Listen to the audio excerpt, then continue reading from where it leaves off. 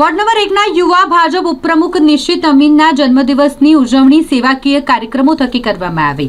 દર વર્ષે તેઓ સેવાકીય કાર્યક્રમોમાં પોતાના જન્મદિવસે વ્યસ્ત રહેતા હોય છે, તે પરંપરાને આ વર્ષે પણ જાળવી રાખવામાં આવી। આ વખતે વોર્ડ નંબર 1ના નાગરિકો માટે ખાસ આયોજન તેમના દ્વારા કરવામાં આવ્યું હતું। હાલમાં જ ખૂબ જ સુપરહિટ થયેલી ગુજરાતી ફિલ્મ, જેને લોકોનો ખૂબ જ સારો એવો પ્રતિસાદ મળી રહ્યો છે, પ્રેમ મળી રહ્યો છે, તેવી ભગવાન પર આધારિત ફિલ્મ લાલો શ્રી કૃષ્ણ સદા સહાય, આ ફિલ્મનું સ્ક્રીનિંગ વોર્ડ નંબર 1ના નાગરિકો માટે તેઓ દ્વારા આયોજિત કરવામાં આવ્યું હતું। છાણી વિસ્તારમાં પીવીઆર ટોકીઝ ખાતે ભગવાન પર આધારિત આ ફિલ્મ લાલો, જેનું સ્પેશિયલ સ્ક્રીનિંગ રાખવામાં આવ્યું હોય, મોટી સંખ્યામાં વોર્ડ નંબર 1ના નાગરિકોએ આ ફિલ્મ નિહાળી હતી અને વોર્ડ નંબર 1 ભારતીય જનતા પાર્ટીના ઉપપ્રમુખ નિશિત અમીનને જન્મદિવસની શુભકામનાઓ પાઠવી આશીર્વાદ આપ્યા હતા। સૌપ્રથમ સૌ વડોદરાવાસીઓ તથા વોર્ડ નંબર 1ના નગરજનોને મારા નમસ્કાર, જય માતાજી।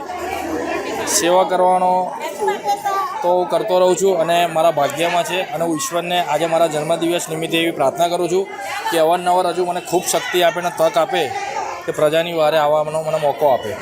આજે મારા જન્મદિવસ નિમિત્તે મને એક એવો વિચાર આવ્યો કે મારા વોર્ડની મહિલાઓને જે ઈશ્વર પર બનેલી ફિલ્મ છે અને જેની પ્રેરણા ખરેખરમાં બીજા બધા મૂવીઝથી લેવા જેવી છે, એવો મૂવી લાલો અહીંયા પીવીઆરમાં 600 ઉપરાંત મહિલાઓને દેખાડીને આજે મેં મારા જન્મદિવસની ઉજવણી કરવા જઈ રહ્યો છું। તો ખૂબ આનંદની લાગણી અનુભવું છું। ખૂબ વડીલોના આશીર્વાદ આજે મળ્યા છે, તે બદલ તેમને ખૂબ ખૂબ આભાર વ્યક્ત કરું છું। સાથે સાથે જેને વડોદરા શહેર સ્વચ્છ રાખવામાં જેનો સિંહ ફાળો હોય છે, તેવી સફાઈ કર્મચારીઓની મહિલાઓને આજે બપોર પછી એક નાનકડી ભેટ સાડીનું વિતરણ કરીને તેમનું સન્માન કરવાનું છે। તે બદલ પણ હું એમને સન્માન કરીને એમને એક નવી પ્રેરણા અને ઉર્જા મળે અને એમના આશીર્વાદ થકી આપણું વડોદરા શહેર કાયમ સ્વચ્છ રહે, તેવું સૌને આજે મારા જન્મદિવસની ભેટ આપવાનો છું।